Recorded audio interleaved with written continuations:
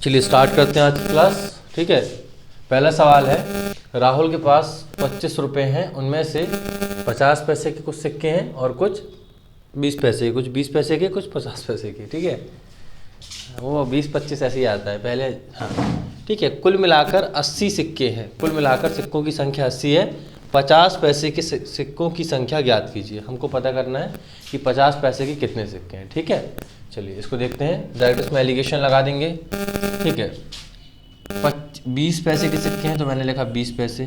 ठीक है, फिर 50 पैसे के सिक्के हैं तो मैंने लिखा 50 पैसे। ठीक है, ठीक है, 20 पैसे और 50 पैसे। हाँ, 20 पैसे और 50 पैसे। ठीक है, उसके बाद हमने कहा कुल हमारे पास 25 रुपये हैं और कुल सिक्के 80 हैं, तो कुल एक सिक्का कितने रुपए कैरी करता वो निकाल लेते हैं हम यहाँ से। हमने कहा 25, इसको पैसे में कन्वर्ट करेंगे तो 2500 और सिक्कों की संख्या 80, हमने भाग लगा लिया। ठीक है, इसको और डिवाइड कर लें तो 8 तिया 24। ठीक है, 0 का 0 है ना, 30 बार में चला गया। हाँ, 8 तिया 24, 1 बचा, 8 एकम 8, 2 बचा और ये 4। ठीक लिखा मैंने, इसको हम पॉइंट में भी कर सकते हैं।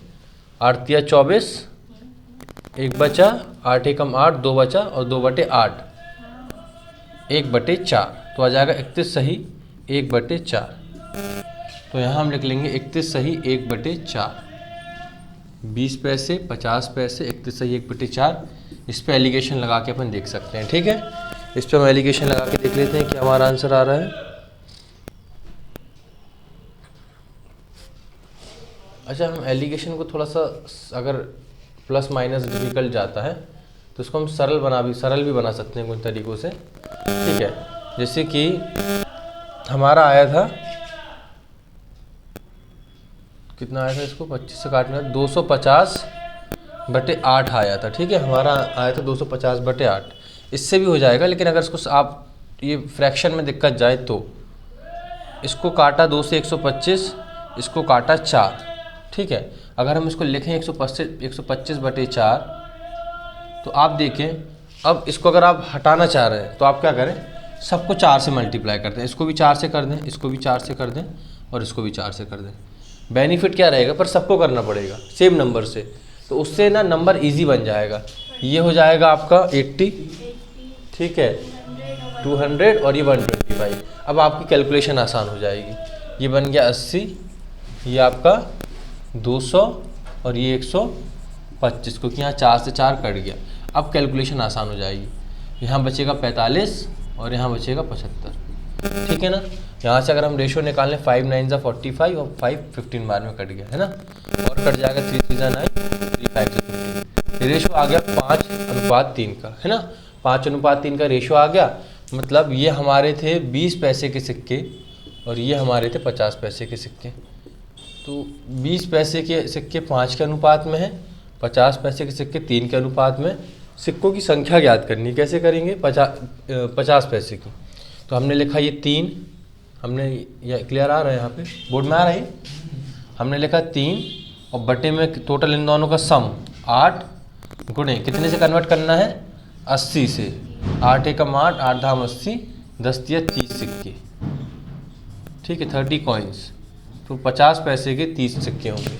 आए समझ में कि नहीं आया आप लोगों को? ठीक है, 50 पैसे के 30 सिक्के होंगे।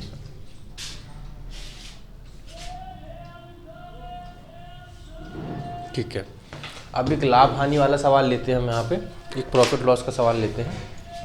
ठीक है,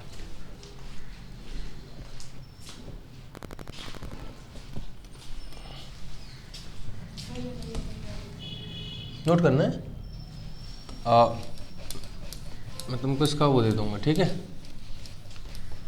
वो है तो तुम्हारे पास ना इसका PDF, सेम चीज़ है। वैसे अपन काफ़ी लेट हो गए हैं, थोड़ा जल्दी जल्दी करेंगे। नेक्स्ट क्वेश्चन है, एक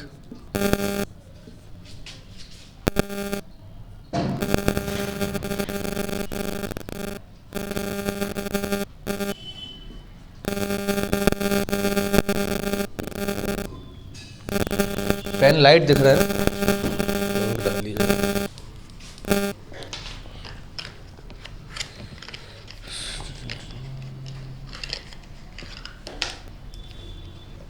ऐसा रहता है ना, जब हम लेट होते हैं तो और लेट होते जाते हैं।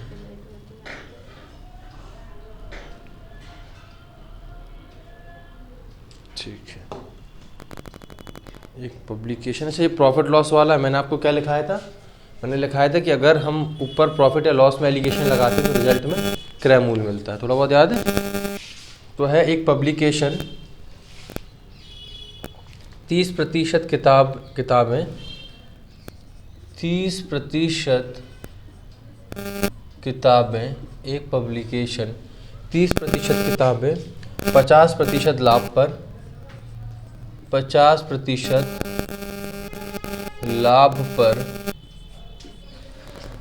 50% लाभ पर और 70% किताबें 70% किताबें 10% लाभ पर, 10% लाभ पर बेचता है, 10% लाभ पर बेचता है। पब्लिकेशन का औसत लाभ प्रतिशत ज्ञात करो। औसत लाभ प्रतिशत ज्ञात करो। औसत लाभ प्रतिशत ज्ञात करो। लगा ज़रा जल्दी से इसमें एलिगेशन, इसमें एलिगेशन लगाएं, आप लोग आंसर निकालें।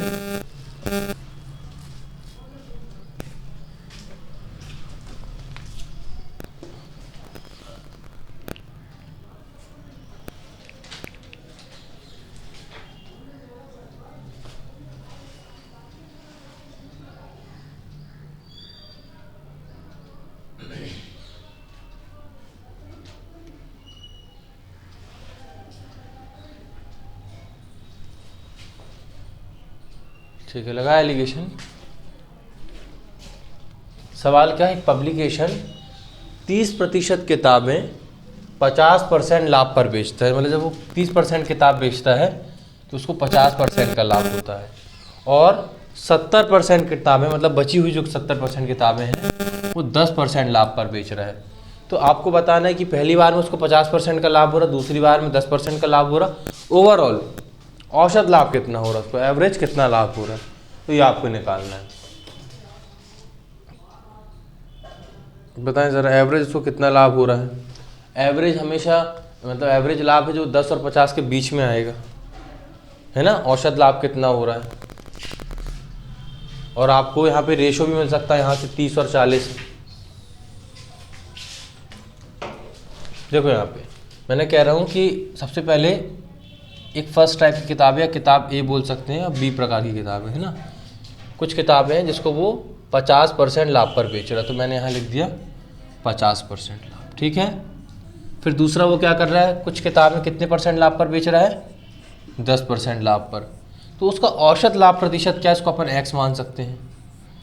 सही लिखा मैंने, ठीक है। अब हमको ये निकालना होता है तो यहाँ का रेशो ज़रूरी है, और यहाँ का रेशो निकालना होता है तो ये ज़रूरी है। ये निकालना है तो बनी सी बात है, यहाँ का रेशो आपको ज़रूरत पड़ेगी। तो ये हम कैसे निकाल सकते हैं, 50% जो किताबें हैं, 50% लाभ पर जो बेच रहा है वो किताबें कितनी प्रतिशत है, 30%, और जो 10% के लाभ पे बेच रहा है वो किताबें कितनी हैं, 70%। प्रतिशत से प्रतिशत कट गया, 0 से 0 कट गया, अनुपात कितना मिला, 3:7 मिला कि नहीं मिला। अनुपात कितना मिला, 3:7। अब देखें इसको हम ज़रा ऐसे लिखते हैं, बड़ा है 50 माइनस x, ठीक है। इसको क्या लिखेंगे, x माइनस 10, ठीक है। अब हमने क्या तरीका सीखा था कि इन दोनों का अंतर निकालें। कितने का अंतर आ गया, 40 का। 40 को किस में तोड़ना है, 3 और 7 में, है ना। तो हम देखें अगर हम इसका 4 से गुणा कर लें, हम डायरेक्ट दोनों तरीके से कर सकते हैं। इन दोनों को जोड़ा, 7 और 3 10 से भाग लगाया और कितने में कन्वर्ट करना है, 40 में, तो 40 से गुणा कर लो।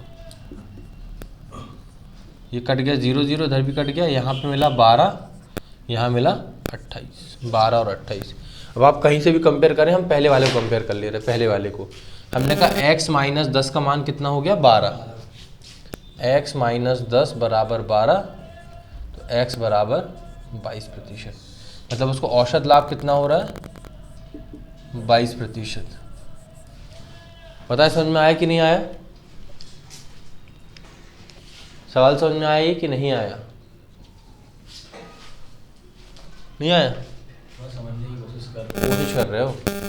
वैसे देखो मैं कह रहा हूँ कि एक किताब 50% के लाभ पे बेच रहे हैं, एक किताब 10%, मतलब कुछ किताबें हैं जो 50% के लाभ पे बेच रहे हैं, कुछ किताबें हैं जो 10% के लाभ पे बेच रहे हैं। जो 50% के लाभ पे बेच रहे हैं वो किताबों की संख्या है 30%, और जो 10% के लाभ पे बेच रहे हैं वो किताबों की संख्या है 40%। ठीक है, दोनों मिला के अगर हम 70%, अगर हम बोलें कि दोनों का मिला के औसत लाभ कितना, तो उसको हमने x मान लिया। इस पर हमने अप्लाई किया एलिगेशन, 50 में से x गया, यहाँ पे x में से 10 गया। अब यहाँ पे रेशो हमको ऑलरेडी दिया गया है, जब औसत पे एवरेज लगाते हैं तो यहाँ पे क्या मिलता है, उनकी संख्याएँ मिलती हैं। ये वाली किताबें हैं 30, ये वाली किताबें हैं 70, 0 से 0 कट गया, अनुपात आ गया 3:7 का। हमने क्या सीखा था, इसका अंतर निकालो आप, तो अंतर आ गया 40, 40 को क्या करना है, 3:7 में तोड़ना है। तो नीचे इनका योग लिख लेते, 7 और 3 10, तो यहाँ 3/10, यहाँ पे 7/10। कितने में कन्वर्ट करना है, 40 में ना, तो 40 से गुणा कर दिया, तो आप देखेंगे यहाँ पे 12 आ गया, यहाँ पे 28 आ गया। ये जो है इसके बराबर 12 है और इसके बराबर 28 है, आप कहीं से भी निकाल सकते हैं। तो हमने इसके बराबर रखा 12, x माइनस 10 बराबर 12, तो x बराबर 22%। आगे समझ में, ठीक है। अगला क्वेश्चन,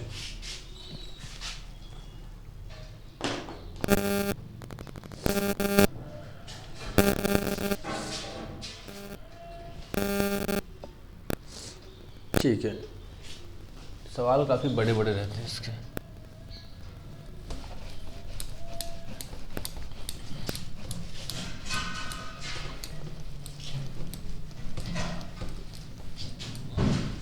चलिए देखिए, सवाल है, एक बस एजेंसी, ये आपसे बनना चाहिए, ठीक है, सरल सवाल है। एक बस एजेंसी, अभी सॉल्व बिल्कुल मत करना, सिर्फ क्वेश्चन पे नज़र जमाओ। जब मैं लिख रहा हूँ तो आप उस टाइम सिर्फ क्वेश्चन पे ध्यान दो। एक बस एजेंसी 108, एक बस एजेंसी के पास 108 बसें हैं।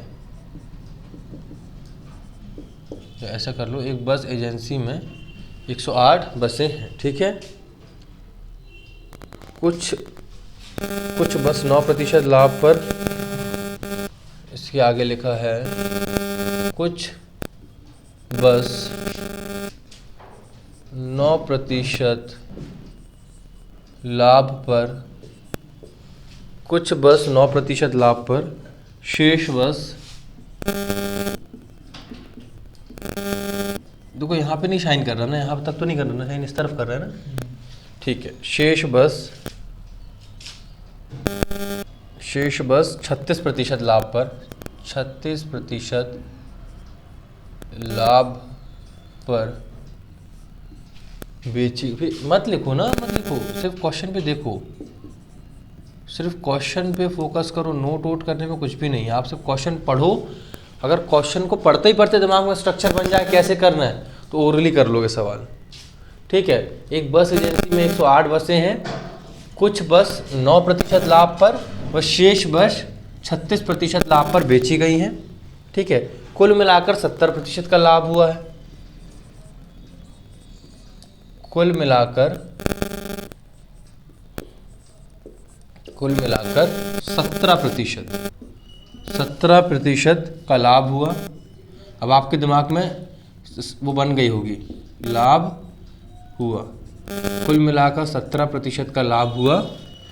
आपसे कह रहे हैं कुल मिलाकर 17% का लाभ हुआ, 36% पर बेची गई बसों की संख्या ज्ञात करें, ठीक है। 36% पर बेची गई बसों की संख्या ज्ञात करें। बसों की संख्या ज्ञात करें।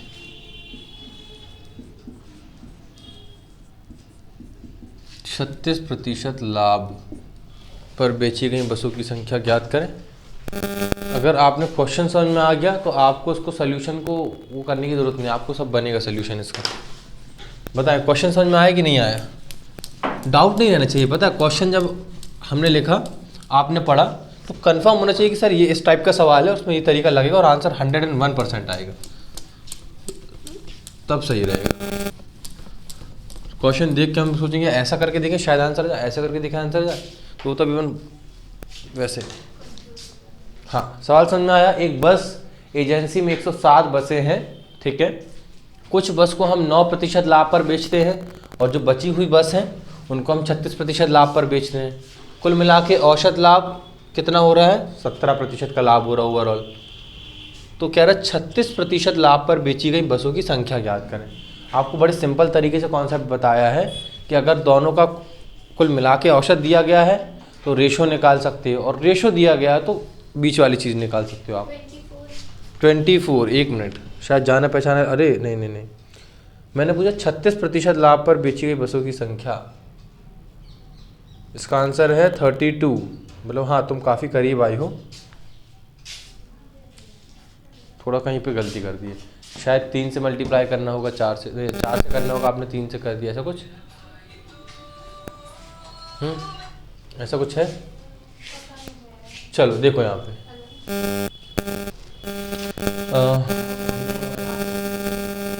कुछ है 9% लाभ पर बेची गई हैं, कुछ है 36% लाभ पर बेची गई हैं।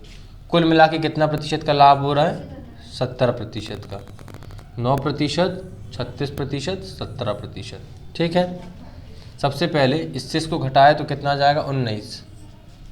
इससे इसको घटाए तो कितना जाएगा? 8। 19:8। अब सवाल में बचा क्या ये बताओ। कुछ बसें 9% लाभ पे बेची गई, कुछ 36% लाभ पे बेची गई, कुल मिला के 17% का लाभ हुआ। 36 में 17 गया 19, 17 में 9 गया 8। अब ये है आपकी 36% वाली बस, ये, और ये है 9% वाली बस। आपको इसकी वैल्यू निकालनी है ना, कितनी संख्याएं हैं। तो हमने यहाँ किया, टोटल कितना आएगा? 27 इंटू 108 डाइट कर दिया हमने। वो चीज़ जो हम हाँ हाँ अच्छा 108 में, हाँ सॉरी। तो यहाँ हमने कर दिया 108। तो एक बार में, और ये 4 बार में काटेगा। आपने इसको 3 बार काट दिया है। यहाँ देखो, आपने इसको 3 बार काटा है, 4 बार में आता। 27 चौके 108। तो 24 कैसे आ गया? टेबल भूल रही हो? 4 8 जा 32, 32 बस हैं। अगर पूछता ये वाली बताएं तो 19/27 गुणे 108, तो ये भी निकाल सकते थे अपन। समझ में आया सवाल ये? पक्का? गुड, ठीक है ना।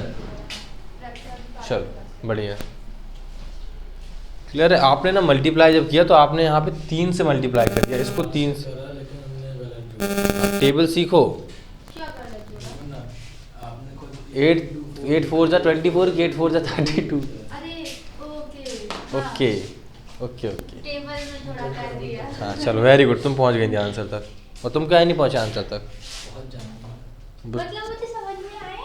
हाँ सही किया। मैंने आंसर से अंदाज़ा लगा लिया था तुम्हारा कहीं ना कहीं मल्टीप्लाई, मैंने कहा था ना, क्योंकि तुम वहाँ तक पहुँच गई थी आंसर तक, ठीक है।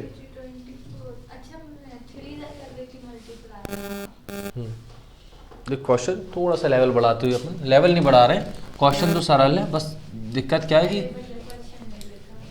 अरे ये तो आपके पास PDF है ना, मैं फिर भेजूंगा PDF। तो क्या करना है, क्लास के बाद सारे सवाल नोट कर लेना, ठीक है। चलो अगला सवाल है, जब लिख रहा हूँ तो सवाल पे फोकस करो, ठीक है, और सिर्फ सवाल को समझने की, दिमाग में समझने की कोशिश करो। एक आदमी ने एक किताब और पेन, ये बड़ा खतरनाक सवाल लगा मुझे, बताऊंगा क्यों। एक आदमी ने एक किताब और पेन, एक आदमी ने एक किताब और पेन 1300 रुपये में खरीदा, 1300 रुपये में खरीदा, ठीक है। आदमी ने एक किताब और पेन 1300 रुपये में खरीदा, उसने पेन को 20% लाभ पर बेचा। शॉर्ट फॉर्म में पेन के लिए मैं P लिख दूंगा और किताब के लिए B लिख दूंगा, समझ जाएंगे आप लोग, ठीक है। उसने पेन को 20% लाभ पर बेचा, पेन को 20% लाभ पर बेचा, उसने पेन को 20% लाभ पर बेचा तथा किताब यानी बुक को 25% लाभ पर बेचा, 25% लाभ पर बेचा, 25% लाभ पर बेचा, ठीक है। उसने बुक को, पेन को 20% लाभ पर बेचा, किताब को 25% लाभ पर बेचा और कुल मिलाकर उसे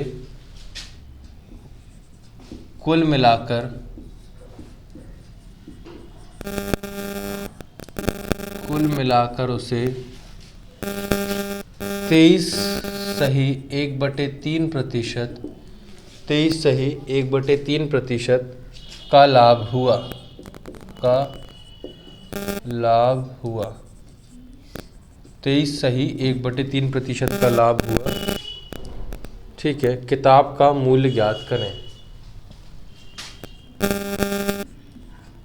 किताब का मूल्य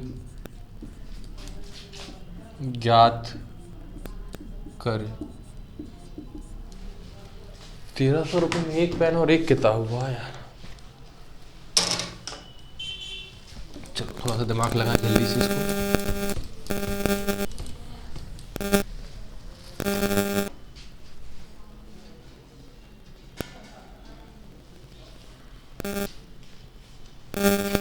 ठीक है,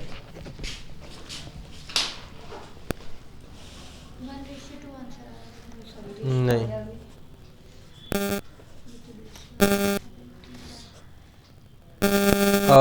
हाँ, एक थोड़ी सी मिस्टेक, यहाँ जो नीचे ना ये 13 है, मुझे लग ही रहा था इस सवाल को देख के कि इस सवाल में कहीं कुछ डाउट है। ये जो 3 है ना, ये 3 नहीं है, यहाँ पे 13 है। अरे तो क्या बदल गया, अब भी ठीक हो गया, ये 13 है, ठीक है। इसको ठीक कर ले ज़रा। 23 सही 1/13 है, 23 सही 1/13 है ना, 23 सही 1/13 है, ठीक है। करें इसको।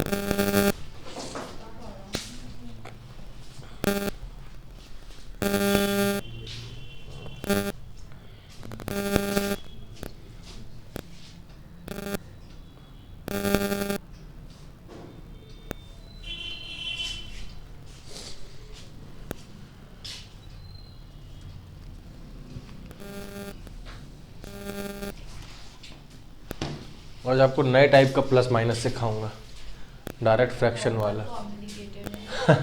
बहुत कॉम्प्लिकेटेड है। चलो ठीक है, इस ज़्यादा कॉम्प्लिकेटेड को अपन सरल बनाते हैं, समझ जाओ तो। देखो यहाँ पे क्या है भाई, किताब को 20%, पेन को 20% लाभ पर, ये लिखा मैंने पेन, और किताब मतलब बुक को, ठीक है। इसको 20% लाभ पर बेच रहा है, इसको 25%, कुल मिलाकर उसको 23 सही 1/13% का लाभ हो रहा है, ठीक है। अब यहाँ पे ध्यान दो,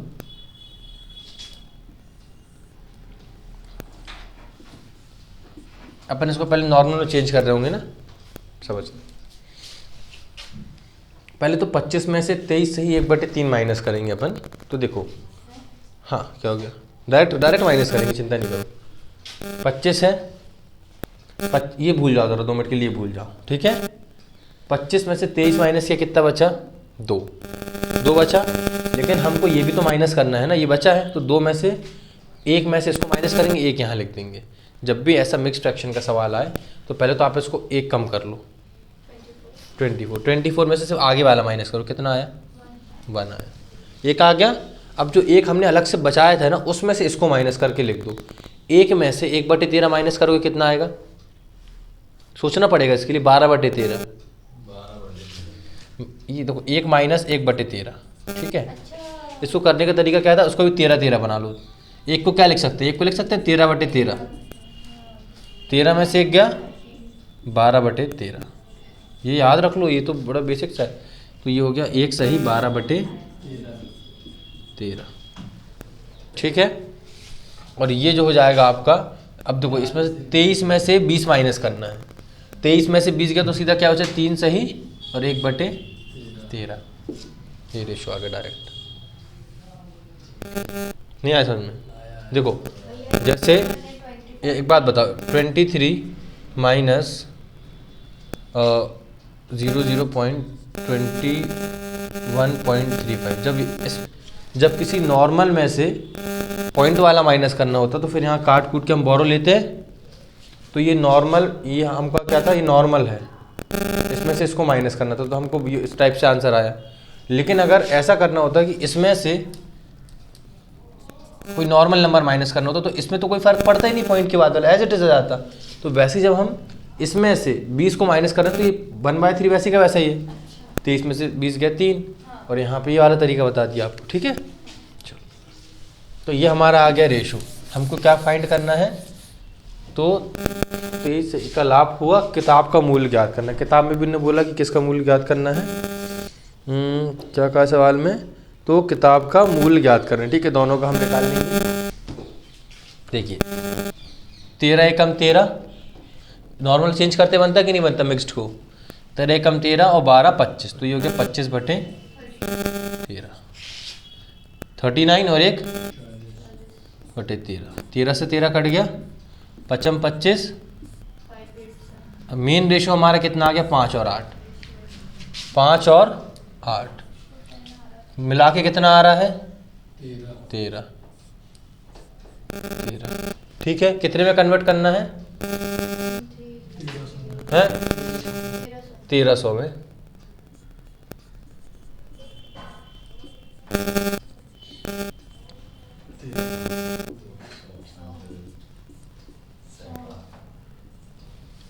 पाँच सौ रुपये पेन की कीमत आई, पता नहीं कहाँ का पेन होगा, और 800 रुपये बुक की कीमत आई। बुक तो ठीक है, 500 रुपये का कौन सा पेन आता भाई, है?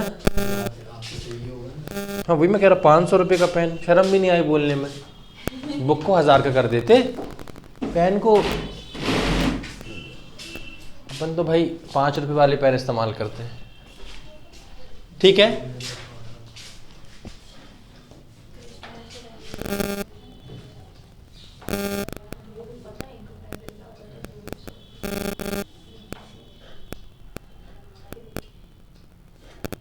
ठीक है, एक सवाल और करते हैं, ठीक है। हाँ बोलिए, कैसे लिखेंगे, ऐसे ही।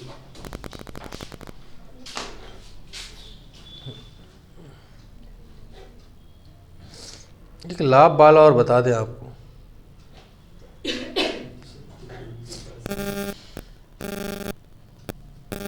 क्या करें, एक लाभ वाला और सवाल करते हैं, फिर अपन आज की क्लास एंड करते हैं। आज अपन लेट हो गए थे ना, वैसे हम भी लेट ही हैं आज।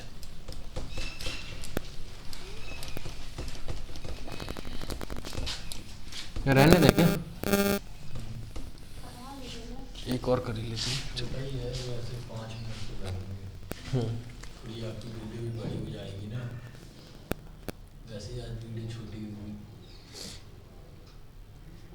चलो लाभ हानि वाला पढ़ते हैं अपन।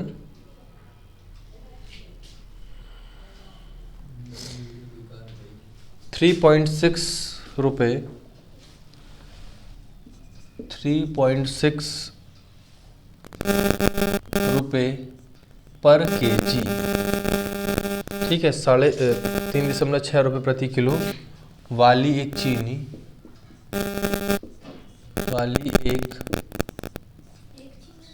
चीनी, भैया ये चीनी।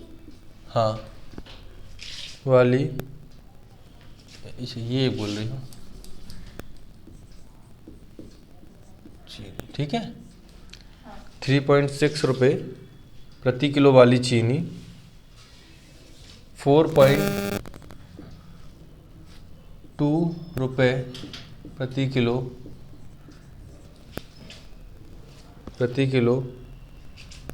वाली 8 किलो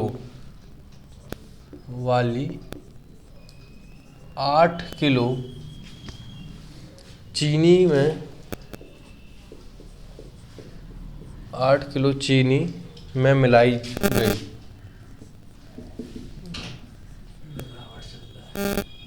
सारा में मिलावट है पूरा, यहाँ पे मिलाई गई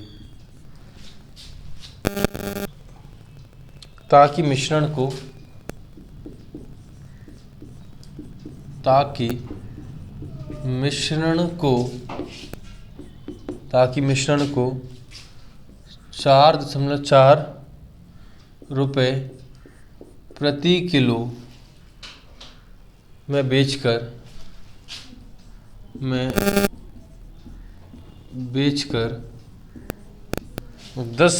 10% का लाभ, 10% का लाभ हो लाई जाए ताकि इतने में से 10% का लाभ हो, ठीक है। 3.36 किलो वाली चीनी कितने किलो, अच्छा इसमें थोड़ा सा छूट गया, 3.36 किलो वाली चीनी आ रही है, हाँ कितने किलो, ऐसा कर लो है ना, ठीक है।